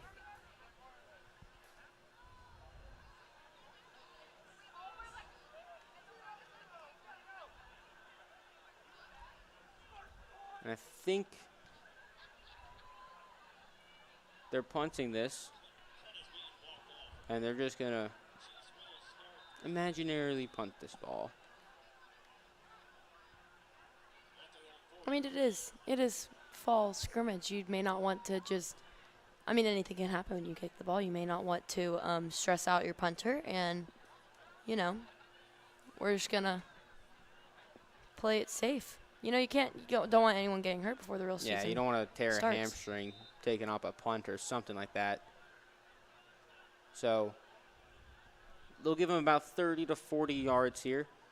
The Chiefs offense once again will take over near the 40-yard line. First play action, caught over the top and just across the line for the first down. It's Brody Vance on the catch there, the sophomore.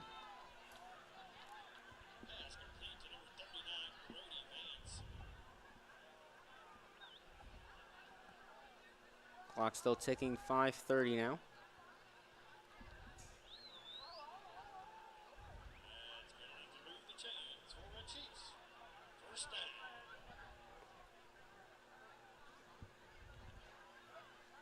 Nolan Shakar still at quarterback for the Chiefs, taking over for Colby Martin, who had a really good first half and what's hopefully going to be a very good season from him.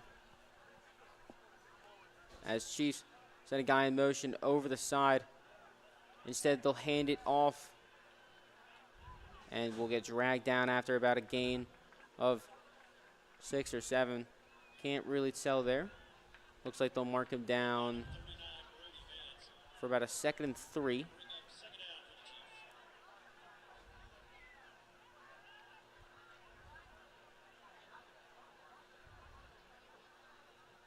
As the offense is moving a little bit quickly here, a little bit of a hurry up. Nolan back to the line.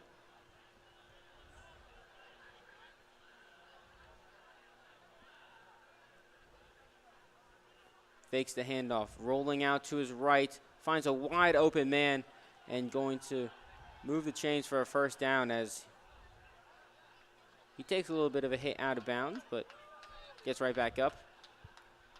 And another first down here for the Chiefs as they cross into the 30-yard line.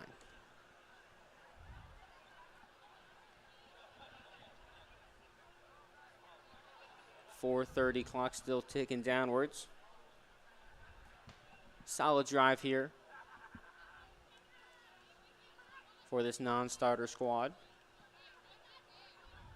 This time handed off, trying to find a little bit of room, making his way as he gets about a 6-yard gain. As once again, Joseph Lucente, the 5'9" junior. We saw a lot of positive rushing from Joseph Lucente in the spring game, so I'm excited to see what all he can bring to the table during this fall season. Yeah, I don't remember if we showed the interview I had with Jack Mine, but I talked with Jack Mine before that game, and I think he talked to me about Joseph Lucente and how he's going to have a role on this team this year, and he is definitely one of the more underrated players of this squad, and he's going to be able to make a difference. And I mean, so far he's having himself a pretty good quarter. I mean, only 2 drives so far, and he's working himself down the field, and he's doing a great job at that. As we can just see how far this depth room goes for the Chiefs from last year, now continuing even over into this year. I think we're currently paused for an injury timeout. That looked like a Bobcat went down onto the field, so we'll have a little bit of a break in the action here.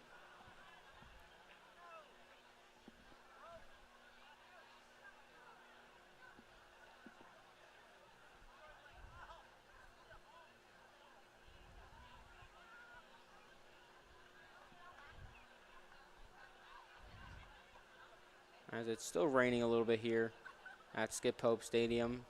Weather's cooled down a lot. I think it's down in towards the 78s, near the 80s, as the rain really just took all the heat and just wiped it away. I mean, I wish we had Blaine here right now to kind of give us another weather update, but we're doing the best we can on this weather. I mean, we're not the weathermen. We're not the Blaine Zbinden. We're not the Blaine Zbinden, but we're Jake and Sloane, and we're doing the best we can. As an incomplete pass right there as we cross into 3 minutes left here in the third quarter. As that one might have had done with the weather there, just ball slipped out of his hands. Yeah, see, sometimes rain is not the best to play in, as you were saying earlier, but sometimes it's great just because it wipes the heat away. Yeah, and it's fun to play in too. Yeah, of course. I mean, that's when you got to take off the gloves and. That's the fun of football season. You never know what's going to come. Exactly. You never Especially in know. Georgia. You never know if you're going to have a 90-degree day game or a 68 chance of rain and not sunny at all. And then by the time we hit October, we're going to have huge jackets while we're standing out in the freezing cold with blankets on us trying to watch a football game. And it just crazy. 2 months earlier, we're complaining about heat. Exactly. Never be satisfied. It's around 3rd and 2-ish. Yeah, about 3rd and short. Yeah. We'll say 3rd and short. Let's just say that. Yeah. 'Cause then you don't got to, like, look at the lines and see, how far. You just say 3rd and short. Yeah, I gotcha. Nolan Chakar looking for another touchdown on his 3rd drive. Little high snap there, handed off to Lucente, and he had a gap there, but just brought down before the end zone, and it's going to be in between the 3rd and 4th yard marker, but gets the first, so 1st and goal set up here. I'm starting to think that I agree with what Jack Vine was saying about how positive of a player Joseph Lucente is going to be, because I honestly think that colleges should, like at least some lower D1, D2 area, should start looking out for Joseph Lucente, just because of, since he has such a mentor as Warajeki, and he's basically following in his footsteps, especially for next year with the Chiefs losing Will. We're just excited to see what Lucente is going to have to bring to the table. Yeah, and speaking of him, walking into the end zone for another touchdown as the Chiefs are just piling the score up as it's moved up to 36-0 now, as this Chiefs offense, even the backups, the secondary, is doing a phenomenal job at just both sides of the offense. They've done a great job here. 36-0, 52 seconds left in the 3rd. That is a brilliant scoreline you love to see before the first official game of the season. I know that games like these make all these coaches so excited just for what the future holds, because they have had players like Colby and Will for the past 4 years. Like Colby has been our starting quarterback since his freshman year. So I think they're like, okay, our team is going to be in good hands even when we let these silly kids fly. Let the birds fly whenever they go off to college and stuff. Yeah, and I mean, especially how all of these seniors are going to develop these underclassmen as well. I mean, you have such good role models for the underclassmen, and you're probably going to see a lot of the same type of talents that you see in Will and Joseph Lucente in those guys that just start trickling down. I mean, you'll probably see a lot of that accuracy that Colby Martin has from Nolan Chakar, maybe a little bit Eli Stoddard in there as well. Yeah. I've heard that Sequoyah football is such a family that none of these players even think about, oh, I'm not getting as much playing time. Oh, but they're a part of it. They're a part of such a core group that they know that their time is coming, especially some of these juniors and sophomores. They're ready for their time to come. As that ball is fumbled on the ground, I can't tell who got on top of that one first. But again, I can't tell if that was a miscommunication between the center and the quarterback. That ball just falls to the ground. And it's going to remain Gilmer ball, but it's another close call. It's the 3rd fumble of the night. Gilmer have recovered twice. Chiefs have gotten one. But again, it's another close turnover there. It's a loss of yards, 2nd and 13 now, as Gilmer just trying to get something going. They'll stick out one receiver on our near side here, but more than likely expecting a handoff, and that's what we see here. Works his way up the middle of the field, and he might have been able to cross the line of scrimmage there, and he does, and that's going to result in a 1st down, a gain of about 14 as the 3rd quarter comes to a close. 36-0. The Sequoyah Chiefs lead as we go into the 4th and final quarter of this game. And what was a very, very good half. What was that? 12 points scored, 2 touchdowns. one great catch, one-handed grab, walks into the end zone, then Joseph Vicente on the other one. As was a very promising quarter. As we still got one more quarter of action here in the 2025 fall scrimmage. Yeah, I don't know what you're feeling, Jake, but this is some pretty fun football to watch, I would say. Oh yeah, this Sequoyah. Pretty sick football. I mean, even seeing some of these younger players that haven't had much time in the getting first reps have been very fun to watch and cool to see, what the future of this program is going to hold. I mean, even before this 2025 season, where the Sequoyah team is expected to go very far and do a lot of good things. But Gilmer still on offense here. 1st and 10. It's going to be another run play. Counter to the left side. Right side there. And once again, barely any yardage gained. I think about 2 yards right there. So 2nd and 8 is what we're going to be looking at.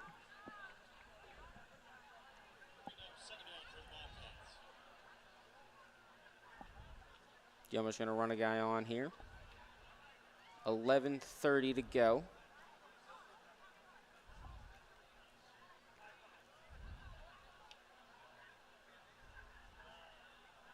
Gilmer still looking for their first touchdown of the night.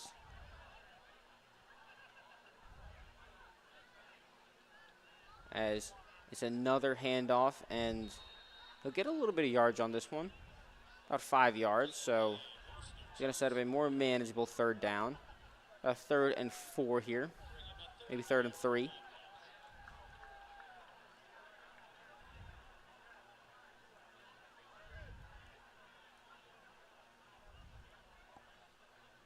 As once again, Gilmer will change out. This is such a random comment, but I'm going to say it anyways. When they put the ball, in between the hash marks and, the, ticks on the field, I'm really glad that they don't say it's oh, this is 3rd and 3/2. Because, that you're going, 3 yards, but it's 3.5 because the ball's in the middle. I'm just really glad that football's not that confusing.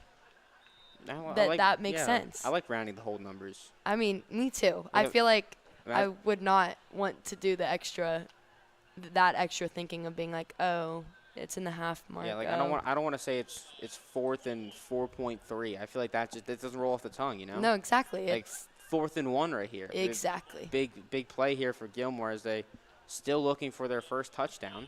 Yeah. Let's see if they can do it. They got 9:54 left.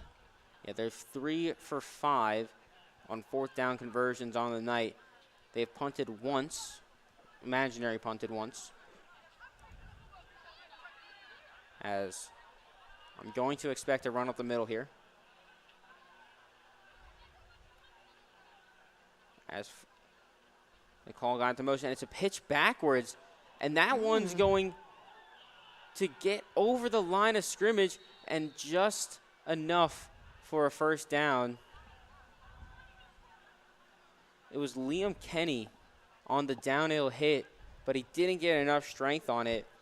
And Gilmore with their 4th down conversion of the night. So they'll go into 4 for 6. That was some great blocking on Gilmer's offensive line. I mean, pretty sure our number 87, I believe, or 89, was going after the guy who was running the ball, and then offensive line just chucked him right out of the way. I mean, that's kind of just what you need with an offensive line. So good job to Gilmer for that as they get the first down. Yeah, there's an explosive run right there. Moves the chains for another first down, but, I mean, he shot out of the pocket on that one. As another first down, and again, Gilmer slowly moving the chains here. They're pushing themselves into Sequoyah territory. We might be able to see them finally get on the scoreboard late in the 4th. 8 minutes, they got the time, but the Chiefs could get another turnover. They have 2 on the night so far, 1 fumble recovery and 1 interception from early on in the 2nd quarter. But 1st and 10. Here's the handoff. And we get a little bit of yardage there, and he's going to get thrown backwards, but they'll say he stopped forward motion about a yard or two after the line of scrimmage. So 2nd and 8 is going to be what's up here for Gilmer. 7:30 on the clock. Again, this Chiefs team trying to keep the shutout alive. As Gilmer wants to just at least get on the board once here. Should be nice for them.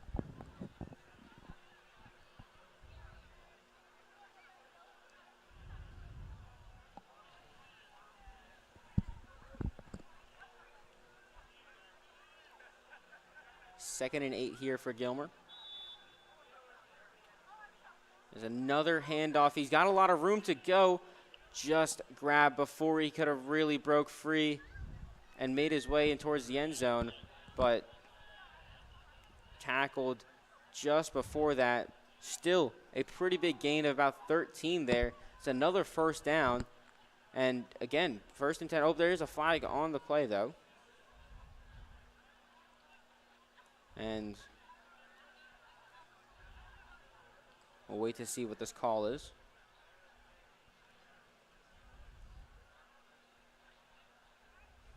And it looks to be on Gilmer, so this will send them back after a positive run. So we'll bring them back, 2nd and 8.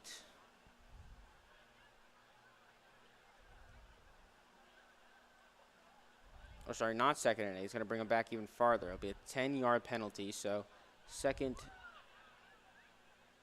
Okay, maybe not. Ref's going to recount the steps here. 5-yard penalty, not 10. We're going to go for 5 yards here. So, about a 2nd and 13, looks to be. Or sorry, 3rd and 13. So they're going to need a very big run play on this one. No, you're right, 2nd. Oh, okay, they go back down to 2nd. It was showing 3rd for a second. As he's going to get away from Sequoyah, but just not out of reach. Still a good run play by Gilmer. It was a great play there from Gilmer, getting back the yards lost on that penalty. But without that penalty, I mean that's a run into the end zone right there. So if they do not score on this drive, that's going to be a really big mood killer for the Bobcats. But 6:15, they have the time still. And they're, inside the red zone now. And they're just outside of the 22-yard line there, looks to be. There's Gilmer looking to run again probably. As they pitch it backwards, he's got a little bit of space outside, looking to stiff arm, and almost got it through, but got dragged down as he threw the man down. As Chiefs will stop them on 1st down. So have a chance again on 2nd. Clock still going. 5:30. We approach. Jake, what's your opinion on the stiff arm? Do you like it? Do you think it's a good move, or do you just prefer juking them out and just going? I always love strength. Strength is what I love to see. I mean, I'm a Steelers and Buckeyes fan, as you guys probably know. I watched a lot of Najee Harris just stiff arm people for days. I mean, Travion Henderson last year was one of the most fun running backs to watch. I mean, I know my dad always talks about, well, if you can stiff arm in the face mask, how is that not a face mask? Which I know he is not a big fan of the stiff arm, but personally, I like it. What do you think? I mean, I think it's powerful. I think if you can just be like, yeah, stop right there. Let me put my arm out and physically stop you. You're not tackling me yet. Let me go a little further. Yeah, I think it's pretty powerful, honestly. I think it just depends on how much strength you have and where you stiff arm the guy. Because like if he comes across your body and you throw him down in front of you and then like juke to the left a little bit and keep going, that's ideal. That's pretty cool. Yeah. I mean, that's pretty sick to watch. We saw a lot of Will Rejecki doing that last year. I mean, he loves his stiff arm. Ian Mariah with his stiff arm as well. And that was very the dangerous. powerhouse of how Ian Mariah played football last season was insane with that stiff arm. It's like, no, sorry, like that's really sorry. You're not coming near me. You're not stopping me, kind of thing. Yeah, the stiff arm and trucking from him was incredible. That was fun to watch. For And sure. I hope he shared a little bit of his ideas there with Will, and we can see just a little bit more of that from this year from him. And even more players. If anybody else wants to do some cool we're there stiff for arm it. moves, we're here for it. Yeah. Now, if they watch back this tape and hear us talking about stiff arms, they know that they should try it. They should try their stiff arm skills. I'm pretty sure the coaches all get together after the game and watch the entire thing. So maybe this will be a testament to see if they truly watch it. See if they truly watch all the way. Yeah, down. and if they do, maybe they'll implement more stiff arms for us. Yeah, just to make us happy and all the fans watching at Skip Hope Stadium and already exciting on football. Chiefs TV right now, listening to us. Yeah, what is already exciting football? More exciting football. More exciting football is what we demand. Which let's get back into that right now. Yeah, after this timeout here, Gilmer is closing in on a touchdown to get rid of their shutout. See what they Call a can guy do. in motion. They hand it off as he's going to get dragged behind the line of scrimmage. Looks to be a sack there. Honestly, that was kind of a good fake for a second because I'm pretty sure I mean, it fooled our camera it operator. faked out me and it faked out the cameraman. Yeah. Because I thought one guy had the ball and then he didn't. So, pretty good play, just our Sequoyah defense stopped it. Just can't ever complain about that. Yeah, so brings them back just a little bit more, and Chiefs defense get a little bit more area to work with here. I think it just goes beyond the 11-yard line. It's going to be, 15-yard line. Oh, that was a little bit more. But still, I think it's 2nd and goal right now. Here's the motion. They hand it off, goes up the middle, and is brought down at around the 12-yard line. Oh, that was 3rd down, so it's going to set up 4th here. And with 3:10, if Gilmer decides to go for this, the Chiefs are playing for their shutout right now on a 4th and about 12 to 11 here, with the shutout on the line. These are the moments where I want to be like my little sister and be like, oh my God, I can't watch. I can't see what's going to happen. It's too close. Like, can't feel what's going to happen. But I guess we just have to sit and wait and watch. Too excited to see what's about to happen here. About 12 yards to go. Handed off onto the side and brought down behind the line of scrimmage as the Chiefs will hold on for another. Oh, sorry, is that not a turnover? I swear, did it not just say 4th down? Yeah, no, now I'm confused. Okay, well now I guess we're going back to 2nd down here. So now we got about two or three more tries, and then we'll be nervous for the shutout then we'll again. go back to it. We were commentating in the future. Exactly. Yeah. That was future Jake and Sloane talking. Now we're back to reality. Exactly. Okay? Yeah. 2nd and 15. yeah. Well, actually, no, 2nd and 14 because it's not 2nd and goal yet. So Super true. 2 receivers out. Seen a lot of this formation on the night from the Bobcats. They call motion, pitch it towards the back, and he's going to have a little bit of room to get back to the original line and drop down. So it's going to bring up about a 3rd and 9. And, I mean, on that play, I mean, there is so much potential for a incredible trick play from Gilmer. If they just kind of like drop back just a little bit more on that pitch and then they just lob it over the top, I feel like that would be I'm going to be honest, that's what I thought that they were going to do when there was that much space, like that we could see there was so much space in between the defense and where the ball was, and then he just kept going. Yeah, I was a little disappointed. Honestly, I was kind of disappointed. But that's okay. Let's see what they do on this 3rd down.